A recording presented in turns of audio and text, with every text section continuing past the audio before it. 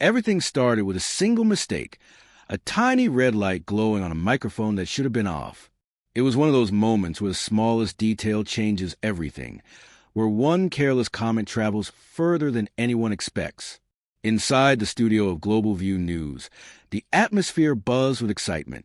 A major interview was minutes away, and not just any interview. Donald Trump was scheduled to arrive for a nationwide broadcast. Producers hurried from one corner of the studio to the other. Technicians adjusted cables, checked camera angles, and fixed the lighting. Meanwhile, social media was already heating up. Viewers were waiting, notifications were sent, and the pre-show live stream had quietly begun. Everyone was ready. Everyone except Jason Miller.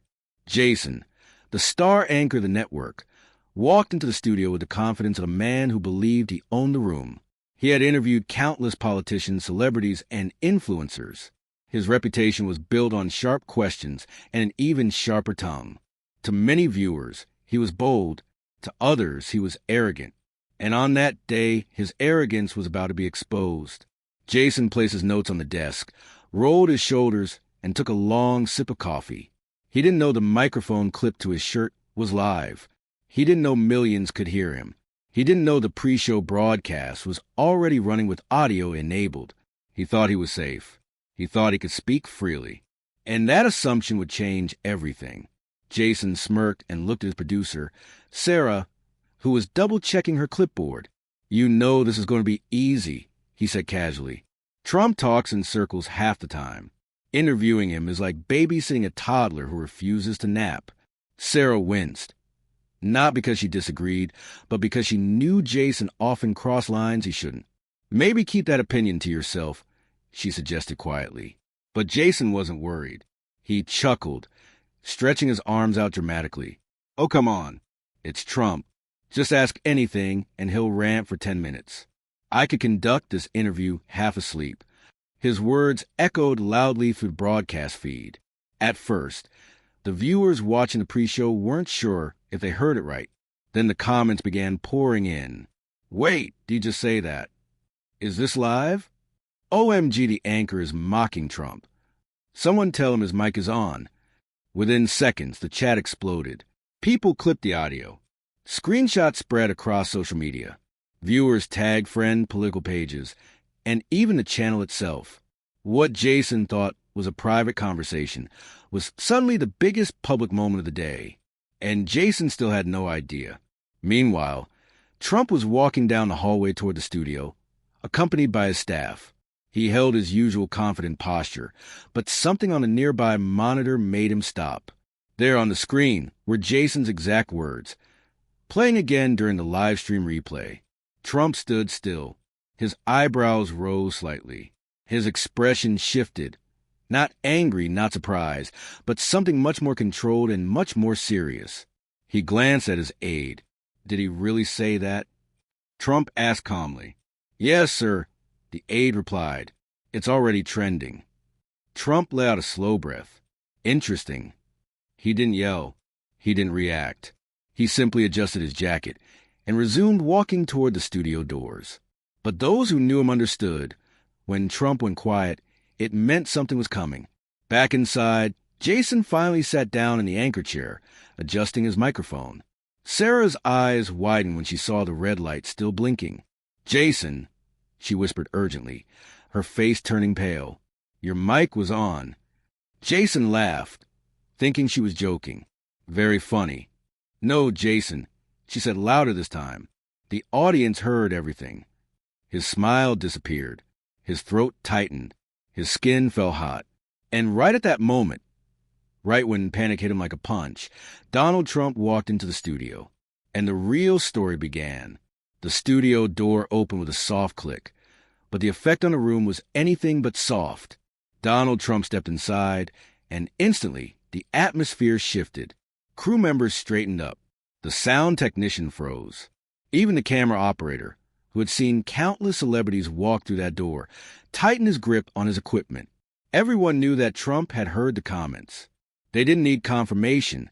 The tension in the air made it obvious. Jason Miller, the anchor who just minutes ago was mocking Trump with full confidence, now stood face to face with the man he had underestimated. He forced a smile, wide, nervous, almost painful. "Mr. Trump." "Welcome," Jason stuttered, trying to sound professional. Trump looked at him with steady eyes. It wasn't anger. It wasn't sarcasm. It was something far more intimidating. Controlled calmness. The kind of calm that comes from knowing exactly what you heard and choosing silence as a weapon. Jason extended his hand toward Trump. His fingers trembled slightly, but he tried to hide it behind a polite gesture. Trump didn't shake it. Instead, he glanced at Jason's hand for a brief moment, then lifted his eyes back to Jason's face. "Interesting words you chose earlier," Trump said. He didn't raise his voice. He didn't put emphasis on any word. But those 5 words hit Jason harder than any insult could have. It felt like the room got 10 degrees colder. Jason blinked rapidly.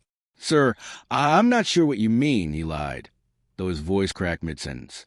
Before Trump could respond, Sarah, the producer who warned Jason about the live mic, hurried over and whispered urgently into Jason's ear. She didn't sugarcoat it. She didn't try to soften the blow. She told him the truth. "The entire pre-show heard you. The mic was live, Jason. Everything went out live." Jason's heart dropped. His throat tightened.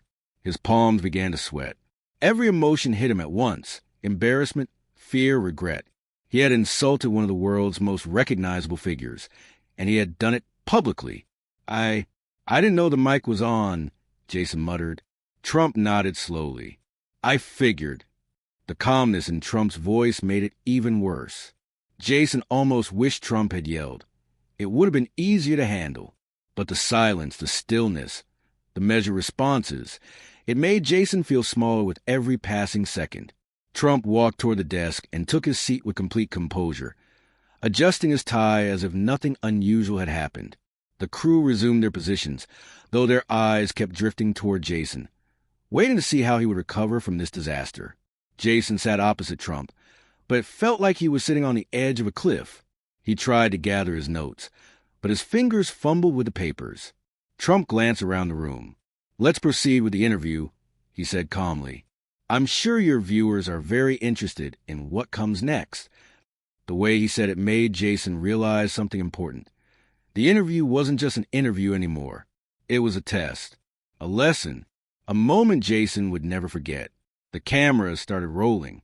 The red recording light blinked, and Jason swallowed hard, knowing the entire nation was about to. The red light above the main camera flicked on, and just like that, millions of viewers across the country were tuned in. But inside the studio, only 2 people really mattered in that moment. Jason Miller, now visibly shaken, and Donald Trump, calm as a quiet storm. Every second felt heavier than the last. Jason cleared his throat. His voice wavered as he began, "Good evening, everyone. Today we are joined by former President Donald J. Trump." Trump offered the camera a polite nod, his expression unreadable. The audience could sense something was off. Even those who had missed the pre-show had heard the viral clip. In the comment sections across platforms, the chat was moving faster than ever. Jason looks terrified. Trump knows everything. This interview just got interesting. Jason shuffled his papers nervously. He usually came across as confident, almost too confident, but now his hands trembled just enough for the viewers to notice. He glanced down at his notes, but the words blurred. He looked up at Trump, attempting to regain control of the conversation. "So, Mr. Trump, let's start with." But Trump leaned forward, resting his hands calmly on the desk. "Before we go into your questions," he said, "I have one for you." Jason swallowed. His heart hitched. This wasn't part of the plan. Trump continued, his tone soft but unmistakably firm. "Do you truly believe interviewing me is like babysitting a toddler?" The room went silent. No crew member dared to move. Even the cameras seemed to hold still. Jason's breath caught. His rehearsed lines, his prepared transitions, everything vanished from his mind. He stared at Trump, speechless. "Sir, he stammered. "No," Trump interrupted gently. "Answer honestly." Jason felt exposed, like the entire world could see straight through him. He had always been the one asking the questions, commanding conversations, challenging guests. But now the roles had reversed. Trump wasn't raising his voice. He wasn't mocking Jason. He was simply holding him accountable, live on air, in front of millions. Jason took a shaky breath. Those comments were taken out of context, he answered, though even he didn't believe the words. Trump tilted his head. They weren't taken out of anything. They were your words. You said them because you thought no one was listening. That line hit Jason with more force than any angry rant ever could. Trump continued, still calm, still composed, almost teacher-like. You know, Jason, it's easy to criticize people when the cameras are off. It's easy to be bold when you don't think anyone can hear you. But leadership, real leadership, is when your private words match your public behavior. The viewers erupted. Comments flooded in. Trump is schooling him. This is more than an interview. This is a lesson. Jason looks like he's about to faint. Jason's face flushed with embarrassment. He opened his mouth to speak, but nothing came out. He finally managed to whisper, I didn't intend to disrespect you. Trump nodded slightly. I'm not asking you to like me. I'm not asking you to agree with me. I'm asking you to be honest. Then Trump did something unexpected. Something that surprised even his critics. He leaned back in his chair, folded his hands, and said, Let's start over. Ask your questions. Do your job, but do it with respect. That's all I'm asking. Jason blinked. The opportunity to recover was right there, offered by the very man he mocked. Jason felt a strange mix of relief and shame. Trump wasn't trying to humiliate him. He wasn't trying to destroy his career. He was giving him a chance to redeem himself. Jason nodded slowly. Thank you, he said, his voice steadier now. He looked back at his notes. The questions he once planned to deliver with sarcasm now sounded childish. He cleared his throat again, but this time there was a sincerity in his tone that viewers had never heard before. Mr. Trump, Jason began, let's talk about what really matters to our viewers. And for the first time in the interview, he spoke like a journalist who understood the weight of his platform, not like a TV personality hiding behind a microphone. What followed wasn't just an interview. It was a transformation, and the audience could feel every second of it. As the interview continued, the tension inside the studio slowly shifted. The air, once tight with embarrassment and fear, now felt heavy with something different, growth. Jason Miller, a man known for his ego and media bravado, was experiencing something he had never faced on live television, a moment of deep, undeniable humility. Trump had answered several questions calmly, without any trace of bitterness. He didn't mention the insult again. He didn't make fun of Jason. Instead, he behaved as though he was trying to show Jason how a professional carries himself under pressure. That unexpected grace from Trump made Jason's internal struggle even more intense. Jason asked the next question, his voice noticeably softer. Mr. Trump, many Americans feel divided today. What do you think is the biggest challenge facing the country right now? It was a genuine question. No sarcasm. No hidden jab. For the first time, Jason sounded like a reporter trying to understand, not a commentator trying to dominate. Trump answered thoughtfully, and the audience could tell that Jason was listening. Truly listening. Every nod, every expression from him showed a humility that no one had seen before. But internally, Jason was battling something much deeper. His mind replayed the moment he realized the mic had been live. The shame of knowing millions heard his mockery felt crushing. His career, his reputation, everything he had built. He had put it all at risk with a careless comment made behind what he thought was a curtain of privacy. And then came the moment he knew he had confronted. Trump had just finished responding to another question when Jason felt his heart pounding in his chest. His fingers tapped nervously on the table. He could either continue pretending nothing happened or take responsibility in front of the entire country. He inhaled deeply.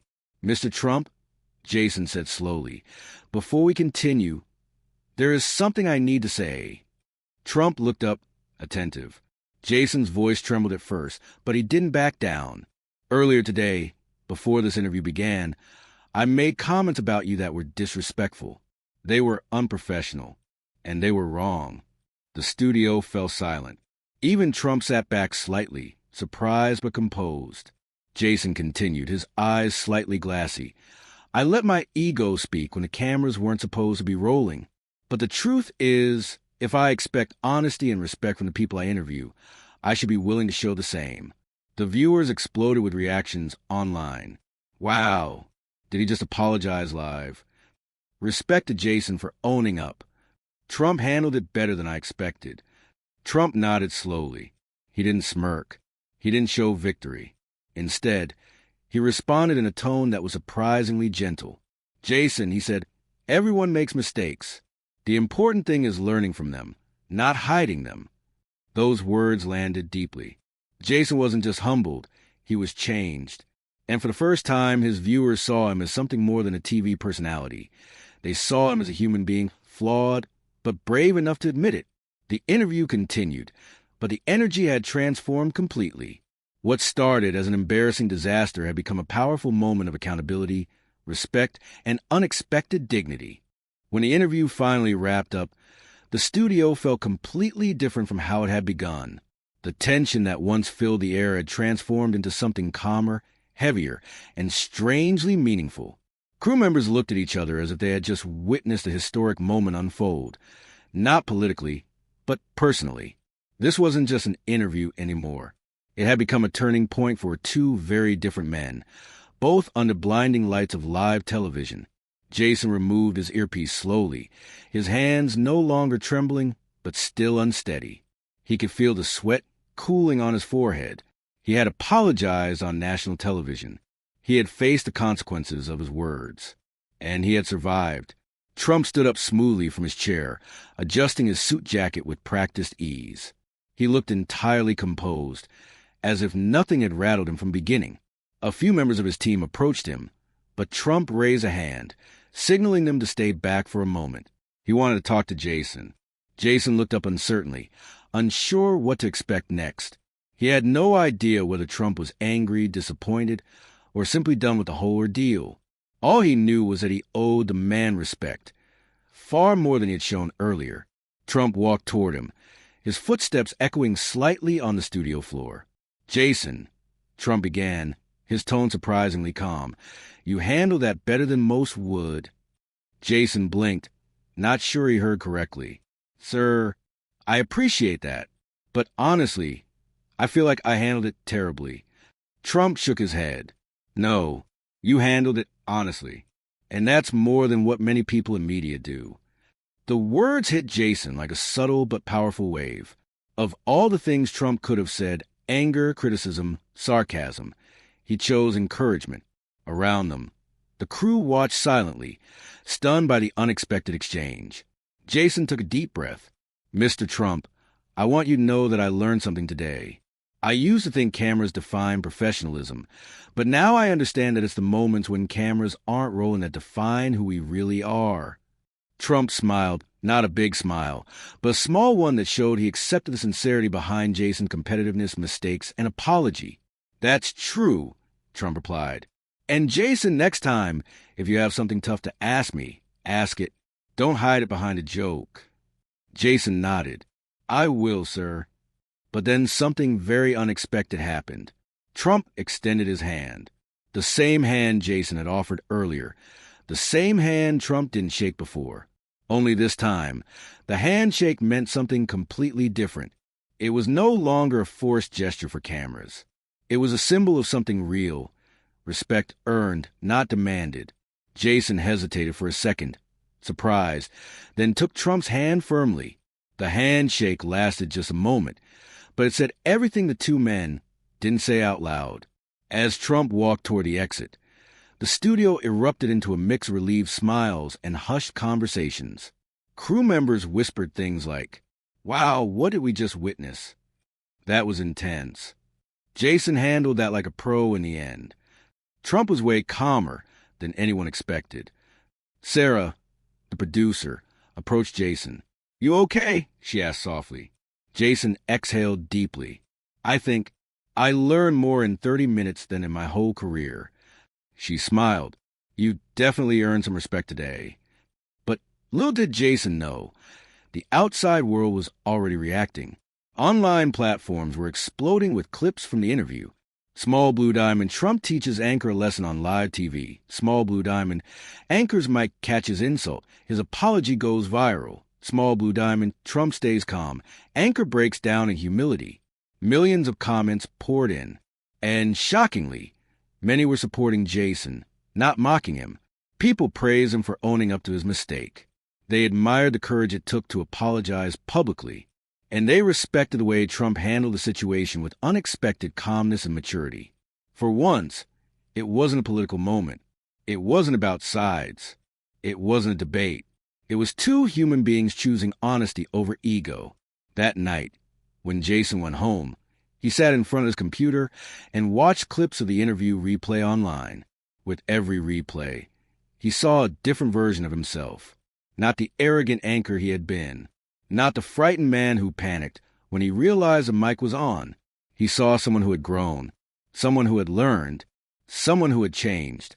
And as he closed his laptop, Jason understood one thing clearly. Mistakes don't define you. How you face them does. And that was the unexpected ending. A clash that turned into a lesson. A mistake that turned into growth. A moment that changed Jason's career forever.